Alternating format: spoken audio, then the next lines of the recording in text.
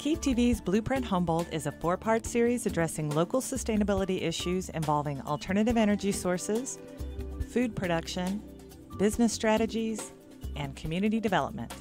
Tonight on Blueprint Humboldt, the topic is sustainable food production. Julie Fulkerson leads a panel discussion with Greg Dale of Coast Seafood, John LaBoyteaux of Camp Grant Ranch, and Jay Russ of Humboldt Grassfed Beef. Coming up next on Blueprint Humboldt.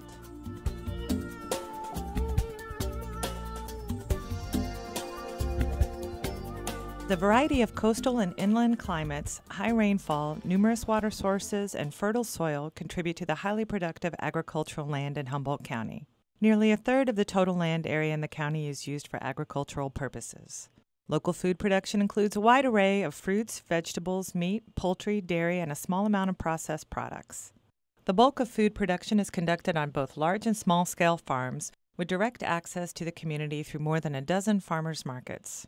The county also has a number of thriving community-supported agriculture, or CSAs, as well as numerous backyard and community gardens. Humboldt Bay also supports a major source of food production in the county, oysters. In our production, we do two types of oysters. We grow a Pacific oyster, which is a larger oyster. A separate product line we have are the Kumamotos, which are a smaller, much more desirable half-shell oyster.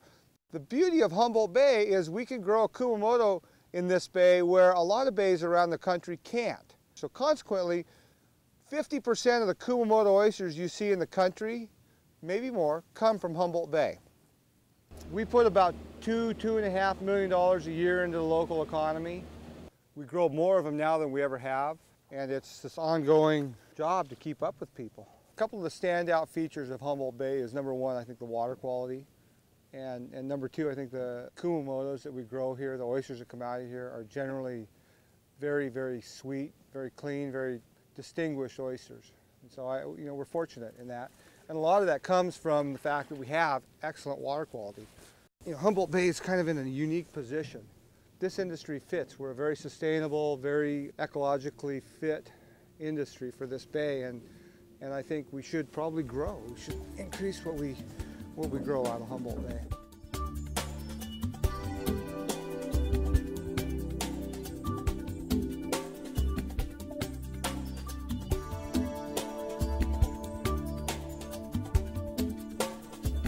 Good evening. Thanks for being with us. Tonight on our sustainability panel, we're talking about food, one of the things that we all recognize is very critical to our sustainability. And we're fortunate here in Humboldt County to have growers and producers who do bring us some of the finest food. So let me get right to our panel and introduce them. First is John LaBoyteaux, who is the owner-operator of Camp Grant Ranch, and he works with diversified farming in the Eel River Canyon. Thanks, Julie. Yeah, it's good to have you. And Greg Dale, who is Shellfish Operations Manager of Coast Seafood. He grows, processes, and sells shellfish. Welcome. Thank you. And finally, Jay Russ, who is a farmer and rancher with Humboldt Grass-Fed Beef, and he actually raises grass as well, which are certainly a part of the sustainability connection. So that our viewers and listeners can really get a sense of what each of you does on sort of a daily, weekly, annual basis. Can you give us a rough snapshot of what it looks like both on land and sea? So John, let's start with you. What's it like? You're doing diversified farming. Tell us a little bit about that in the alarm clock just went off at 5:30 in the morning. Okay. And probably took me half hour or so to get out there in the field and meet my crew. We start early. This is during harvest. We try to get everything harvested before 10, before it starts to get pretty warm. We're kind of in the inland part of the county, so we can get 90 and 100s, pretty average up where we are. That's one of the beauties of Humboldt County, is it has such a diverse, different climates and soils, as you mentioned, and we're in the inland part. It depends what part of the season we're in, because most of our crops, we kind of follow a seasonal pattern with the crops.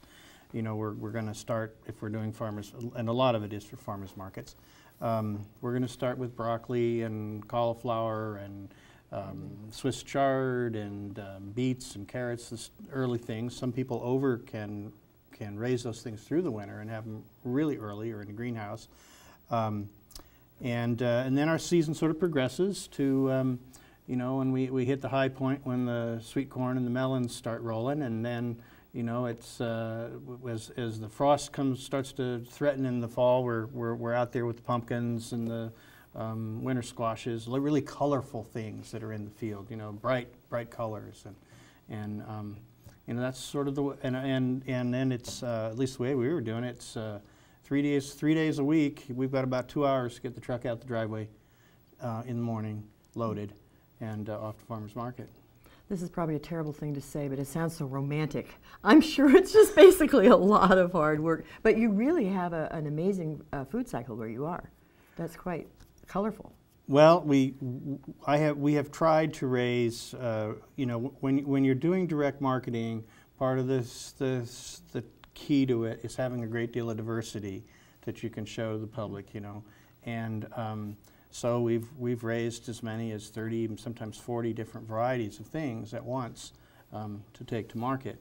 I mean, we also have a small apple orchard, and we have some cider. That's a hit, and there's 3 or 4 people in the county that are doing that.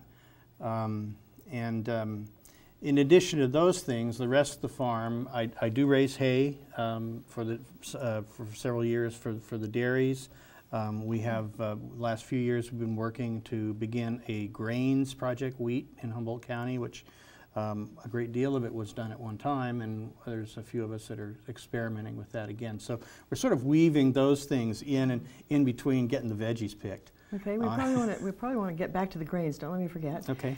But your food that you're producing is being sold locally. Yes, except for I do export melons out of the county, or at least in most years we've done that. Primarily cantaloupes. We have a late season market niche for cantaloupe. You know, I mean, cantaloupe's a breakfast fruit. It starts out down there in El Centro, Mexicali, and it works its way up the state. And finally, at the very end, in about late September, October, it's Humboldt County's turn, and then it goes back to the other end of the state. Wonderful. Yeah. Clearly a lot of planning that we're just getting a little tiny snippet of. Let's stay on land and go to you, Jay, to talk about the work that you do, which is really quite different, right. Farming and ranching of cattle. Yeah, as you said in my description of my occupation that I'm a grass farmer. I guess I'm a grass farmer first of all, and really what I'm doing is I'm managing my cattle, or intensively managing my cattle to harvest the grass that I grow. And there's actually quite a bit to that. There's a lot to do with the density or the number of pounds per acre that I deal with, and also critically the rest period that specific pasture gets. So the cattle are actually moving to a new pasture every single day. And that's a lot of what I do, is I manage that rotation. And then on top of that, because I'm a grass-fed producer, we've got a constant demand for several animals, possibly up to 20 animals a week. And I'm sorting off those animals as part of that rotation. You go through and you harvest off your ripest products, and you're constantly kind of skimming the top off. But there's quite a bit to managing grass and the growth of grass, and managing that rest period that actually allows grass to thrive. So I'm really a good example of a layperson. So you're moving the cattle because you don't want them to wear down the grass or eat too much of it? Well, there's a couple. Or do you also harvest it and save it for other times of the year? Well, there's a couple aspects to it. I mean, I'm resting the pasture for the sake of the grass, because the grass grows up to a mature height, and that's when we harvest it through the cow, and then we allow that plant to have a full recovery period, and that's when it rebuilds its root in proportion to the top. And that's something that we've just kind of come to understand maybe in the last 15 to 20 years on how grass really grows. And on the balance with that, it's managing also for the animal. I mean, there's a balance between the grass and the animal, and the performance of the animal is directly tied to the access to fresh growing plant every day. And it also I mean, it stimulates their appetite to open the gate, and they're going to a fresh meal. So that's a big aspect. I mean, I've basically converted a beef operation, which used to be just turn the animals out on a certain number of acres, to an intensively managed operation that's more similar to a dairy. And I'm managing the pastures through that careful rest period for the same nutritional levels as a dairy would be after. It takes that to create grass-fed beef, which is an animal that is a fat animal that's of harvest weight and age. Sounds like a lot of experimentation. It says 15 years to really learn what those cycles are for your yeah, I mean, grass. we're constantly learning. We're constantly learning, and people are having a better understanding of pasture and range management all the time, and I'm trying to keep up with what's current. And you're selling your product locally, of course, but Yeah. Do you export? Yeah, Humboldt Grassfed has about 20 stores, and our furthest store south is San Jose. It really got its start locally through the North Coast Co-op back in '98, and from that point we've grown, and conservatively, but grown to incorporate stores all the way down to San Jose. And you know, that's a substantial population. And I think our opportunity with that is to market ourselves as something very unique. And that's something maybe we can talk a little bit about. Yeah, let's hope we get back to that, later. because grass-fed beef is those are important 3 words right now, Yeah. along with organic vegetables and fruits. So let's go to the bay now and talk to Greg about the oyster beds and what a day is like on the bay, or whatever. You're probably not entirely in the water all day, every day. So tell us about your. No, we work. Well, we have tides. For the land lovers that are out there watching, we have the tide goes in and out twice a day, and so we work at high tide and we work at low tide, and the tides change every day, so we don't get to do the same. The times that we work changes every day, and we work during the night, we work during the day, we work early in the morning.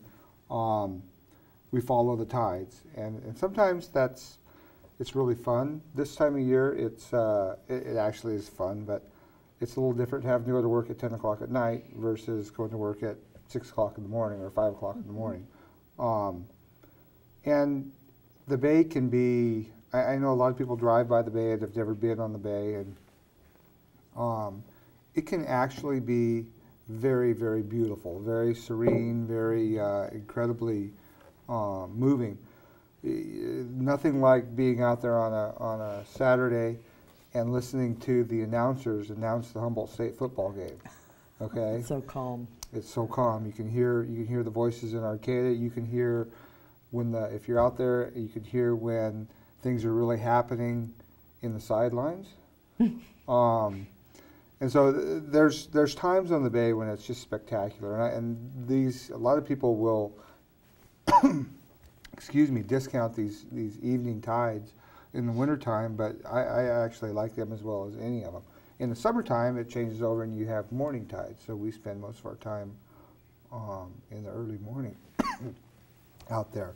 John said something that kind of grabbed my attention. You know, he's down there in the south where it's warm, and we're in the bay. I mean, the average daily temperature doesn't change much in Humboldt Bay. It's always, you know, right around between 40 and 60 degrees. And so sometimes I wish for that warmer weather, and sometimes I don't. But one of the beauties of Humboldt Bay is that it's kind of right in the middle. And that is one of the strong suits of it. I call it the Goldilocks syndrome, where the bay is, it's not too warm, it's not too cold, it's not too far south, it's not too far north. We're right geographically, we're in a perfect position.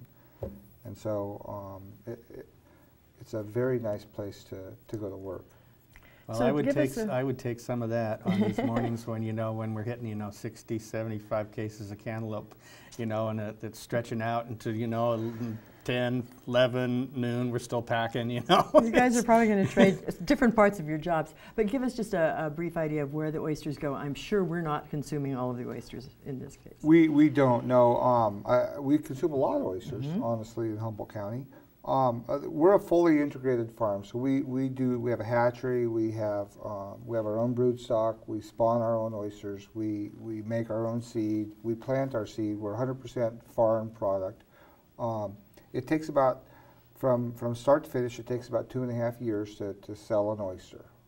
So we farm our oysters in an off-bottom method, so they're up off the bottom. And it's a lot of work. I mean, any kind of, what you don't realize about farming, and oyster farming is no different than row crops or beef, is it's a lot of just work. I mean, it's a lot of physical labor, it's a lot of keeping track of everything, it's a lot of science. Jay hit on a great point. The science is huge, especially in today's economy. Our oysters travel, we sell quite a few in Humboldt County, and they're sold all over the world. And the Kumamotos, if you're eating a Kumamoto in Shanghai or in Edmonton or in New York City, chances are it came from Humboldt County. So one thing that is important for us to remember about sustainability is sometimes it does mean bringing money in from outside the area to sustain our local economy. So I'm glad you mentioned that. Let's just talk briefly about how things might have changed in the last 20 to 100 years. Just before we came on the air, you were saying that oyster farming actually is pretty old in this community, which I did not realize. So just quickly, what kinds of things have changed? Well, okay, oysters are the oldest domestic animal. They've been, I like to say that, and I don't have any support but they talk, I mean, the Egyptians were doing it, they've been doing it in Africa. You see midden piles all around with various sized oysters in them. So in the last, the gold rush pretty much wiped out all the oysters, the native oysters along the west coast of America. And so they came back in and they tried to farm them. Well, they started in Humboldt County, they took all the oysters out prior to about 1910, and then they started to try and farm the native oysters. And you'll see up by Braycut, and you'll see out on Bird Island, old weirs that they had built in the teens, 1911 through about 1917. They built these weirs and they were farming native oysters in there. They didn't really have good success, mostly because of the water quality that they had at the time and the technologies that they were using. But it was a start. Today, we know a lot about the ecology of the bay. We know a lot about the water quality of the bay. And we spent a lot of time, and this community spent a lot of effort and money to make the bay a clean, very sustainable place to grow oysters. That's a great example of the community working together to make sure that that industry is supported. And I wonder, Jay, if you could just address briefly any changes in the last 20 to 100 years that you think are significant in terms of sustainability. In terms of sustainability, I don't know specifically in terms of sustainability. I mean, I think cattle ranching in the county has proven itself as sustainable. Although I would say some technological things have made a big difference in terms of how we're able to manage the livestock, and electric fencing is one of them. It's a real minimal fence that you wouldn't even see as you drive by. A lot of times it's just one wire, and that's one way that I can maintain a high stocking rate for a short amount of time on a piece of pasture, as I was saying before. Essentially, I've divided all my ranches up into small, several acre pastures, and the cattle rotate through those.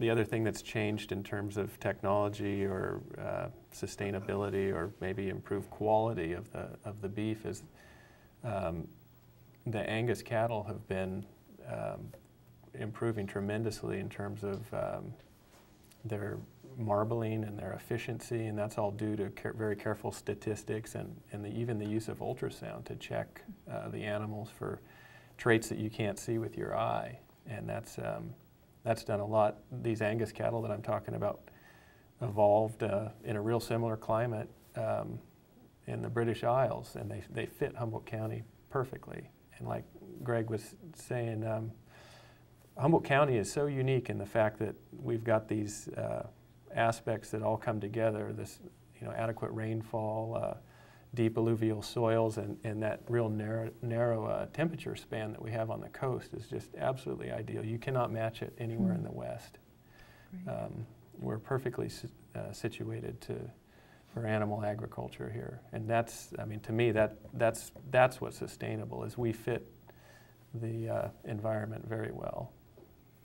John, let me change the direction just a little tiny bit to bring in the idea of the organic aspect, because that's really what all three of you are doing, is really providing us healthy food that is, I believe, organic. Can we say that about? We don't have organic shellfish standards yet, but we're working on them. But you're not feeding them we don't feed anything. Evil things. No. Okay. So, John, why organic? Why does it matter? Why are we have such an emphasis on this these days? Well, I can actually tie that to your previous question about good. the last 20 to 100 years. Good. You know, we went in Humboldt County from probably producing 90% of our own fruit and vegetables to importing 90% of our own fruit and vegetables.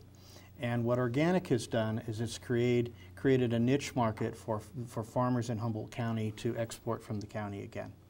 You know, we don't have the acreage, we don't have the infrastructure to compete with very large-scale farms, and I would say, you know, there are no really big farms in Humboldt County.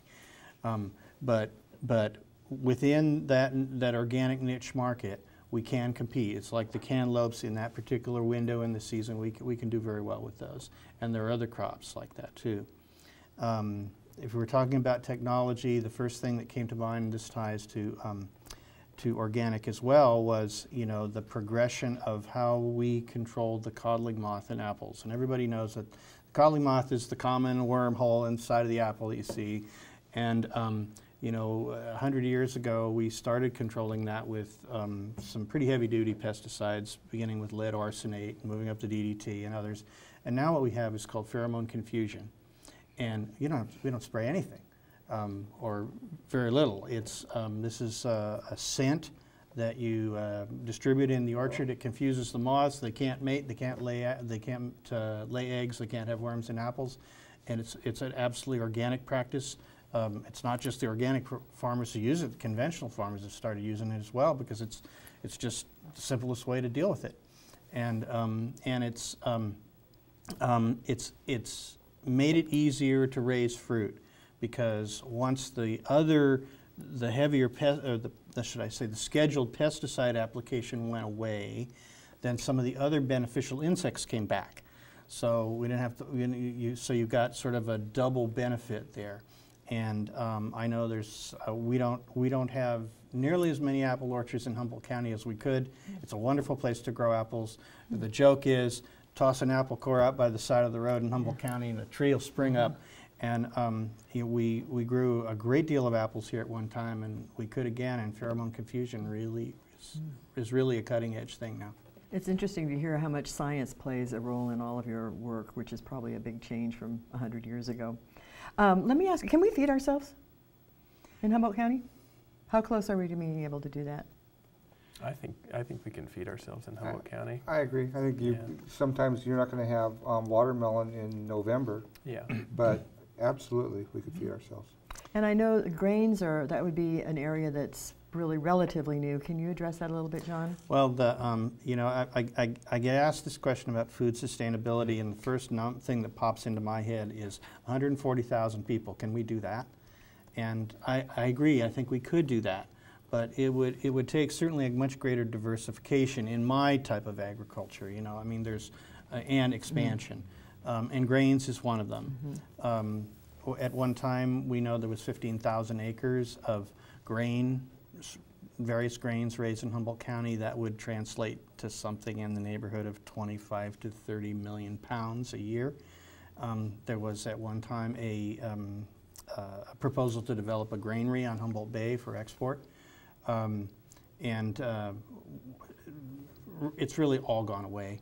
And there's just a handful of us that are experimenting with grains now and trying to get it started again. It's an exciting project, and we're learning a lot of interesting things. But that would probably be one of the biggest hurdles to food sustainability. Now, if you look at it in terms of the 100-mile diet, well, we're a little better off, because if you take a look at 100 miles, that includes, you know, Mendocino and Lake, and actually over into Tehama County and some of these places that are traditionally raised grains. Julie, I'd like to add to that. John touched on the importance of the infrastructure, and that would be a huge component. And our meat industry is fortunate that we still have, and not many places in the state do, a USDA or federally inspected processing plant, which is essential for sale to the public. And without that, you've got no way to process the animals or the produce, or you have to have that infrastructure. And we're blessed that we have the Nylander family that still owns and operates Redwood Meat, and we keep it full to capacity. So it's we're fortunate, and that's something that we can't forget, that you have to have the processing infrastructure to be sustainable, to be an actual industry. And you know, in terms of sustainability too, I'd like to have you think about the future, just briefly. What needs to happen for the next generation? What advice would you give if there's anybody out there thinking, I'd like to try this? Just very briefly, one thing you would suggest. I mean, I have watched, you know, the shellfish industry grow in other parts of the world and the country, and I think it takes somebody that wants to do it, somebody that wants to make a living on the ground, in the bay, on the water, and I think it takes a community that wants to support that type of industry. I think we have that here. I think there's no reason why young people should be afraid to start new businesses or to try and grow a business in this community. Great. I think it's a really important thing. There is support for that.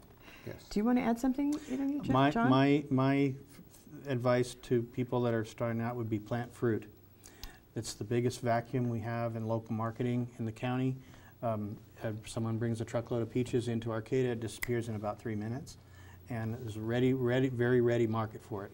And Jay, you have just a second or two. Well, I would like to say that I would encourage someone that's willing to go into the business to think about how they're going to market themselves first. That's almost more important than your production, because you've got to be able to sell your product.